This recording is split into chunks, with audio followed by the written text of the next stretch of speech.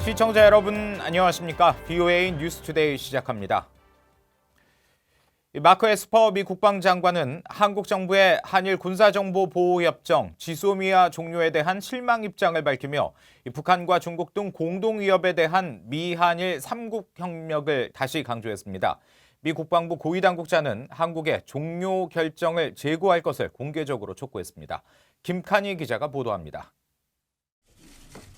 기자회견에 나선 마크 에스퍼 미 국방장관은 한국 정부의 한일 군사정보보호협정, 지소미아 종료 결정과 관련한 입장을 묻는 질문에 한일 양국에 실망했다고 말했습니다. 최근 일본과 한국을 방문해 국방수장들을 만났을 때 이 문제에 대한 분명한 입장을 전했고 해결할 것을 권고했다고 강조했습니다. I remain very disappointed that both parties are engaged in this. I expressed that to my counterparts as I met with them in Tokyo and Seoul. And of course, urged them to work it out between them. 에스퍼 장관은 이어 미한일 3국은 북한, 중국 등 더 큰 위협에 직면해 있으며 함께 일할 때 더 강해진다고 말하고 양국 갈등을 빨리 해결해 중요한 문제들을 논의할 수 있도록 궤도에 다시 올라야 한다면서 한일 대화를 촉구했습니다. 마크 던포드 미 합참의장도 실망감을 표하면서 지소미아 종료 결정은 한일 관계의 후퇴라고 밝혔습니다. 이어 미한일 3국 간 효율적 관계는 공동의 이익이고 한일 군사정보보호협정은 강력한 것이라면서 지소미아 종료에 따른 군사적 대응 방안을 언급했습니다. We have other ways of sharing information. Obviously, none as effective as a very strong bilateral information sharing agreement between the two countries. But there are other mechanisms in place to allow us to deal with an alliance crisis or contingency. 이런 가운데 국제전략문제연구소 CSIS가 주최한 세미나에 참석한 랜달 슈라이버 국방부 인도태평양 안보차관보는 한국 정부의 한일 군사정보보호협정 유지를 촉구했습니다. In the immediate near term, we do call on the Republic of Korea to recommit to GSOMIA and to renew that agreement. And we also call on both sides to participate in meaningful dialogue to address their differences. 그러면서 한국 정부의 결정은 직면한 심각한 안보 도전에 대해 문재인 정부가 심각한 오해를 반영하는 것일 수 있다고 지적했습니다. 슈라이버 차관보는 또 미국은 한국의 지소미아 종료 결정에 대해 알고 있지 못했으며 한국과 일본이 갈등을 빚으면 유일한 승자는 중국과 러시아 같은 경쟁자라고 우려했습니다. VOA 뉴스 김칸입니다. 이런 가운데 한국 정부는 미국의 지소미아 종료에 대한 공개적인 비판을 자제해 줄 것을 요청한 것으로 알려졌는데요. 이 국무부는 문재인 정부 결정에 우려하고 실망했다는 입장을 분명히 했습니다. 이어서 함지하 기자가 보도합니다. 미국 정부는 한국 정부의 지소미아 종료 결정 소식이 나온 22일 이후 줄곧 한국의 문재인 정부를 직접 언급하면서 강한 우려와 실망을 표한다는 입장을 내놓고 있습니다. 마이크 폼페오 국무장관은 동맹인 한국과의 외교 문제에 있어 이례적으로 실망감을 직접 표했습니다. We're disappointed to see the decision that the South Koreans made about that information sharing agreement. We were urging each of the two countries to continue to engage, to continue to have dialogue.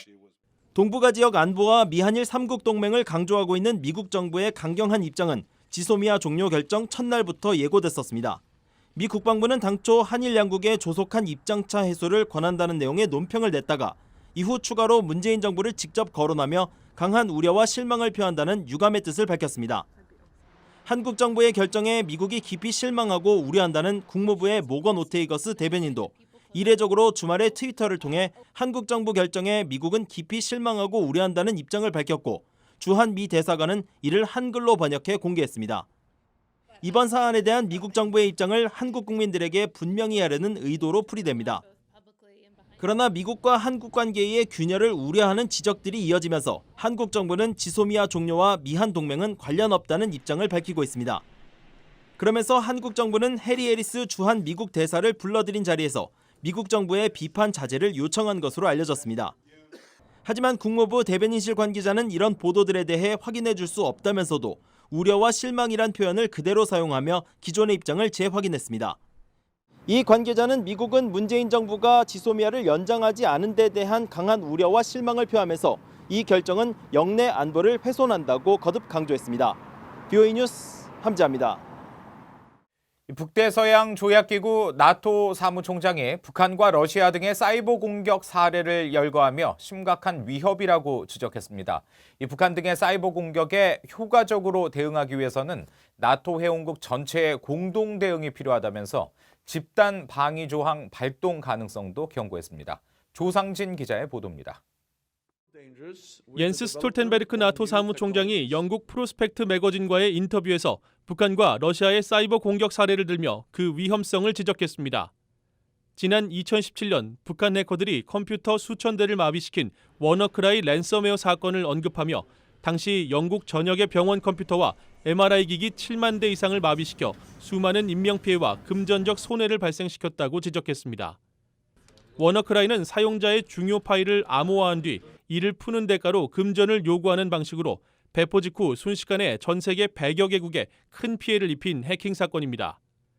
스톨텐베르크 총장은 이어 이런 사이버 공격이 개인 모두에게도 악영향을 줄 수 있다며 나토 역시 매일 의심스러운 사이버 공격을 받고 있다고 설명했습니다.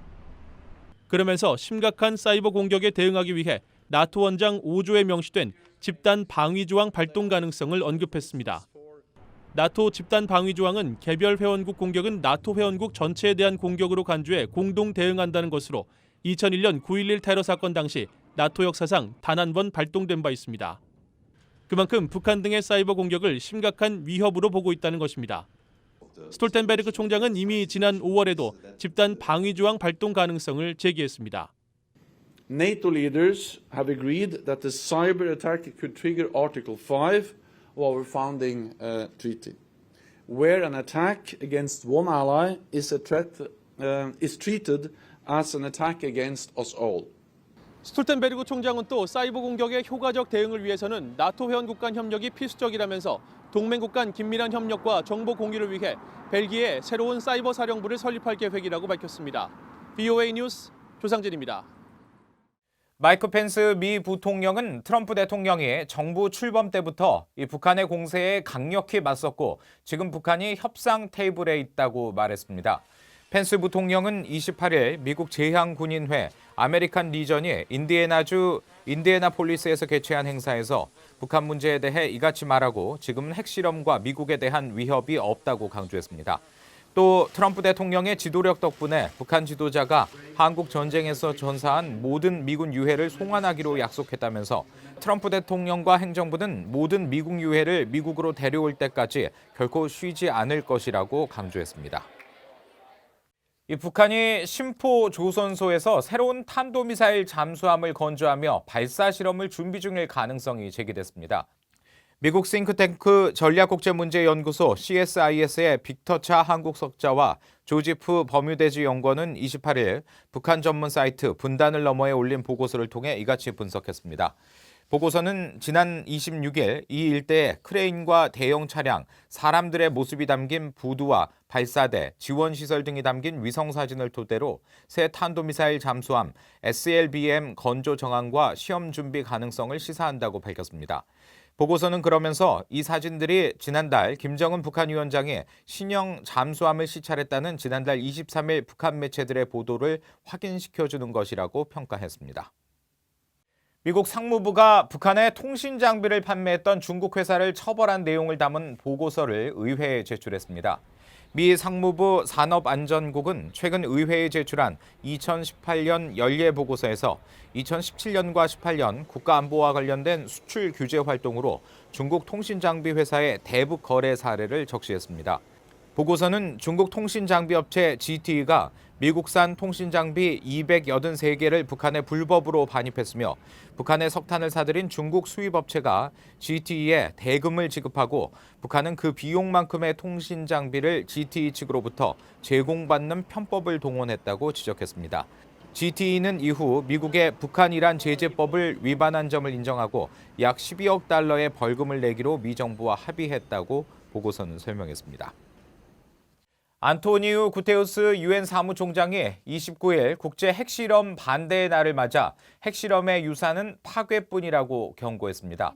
구테우스 총장은 성명에서 핵실험으로 후유증을 겪는 피해자들, 파괴된 환경과 보건, 또 경제적 타격은 아직도 완전히 회복되지 않았다면서 이같이 말했습니다.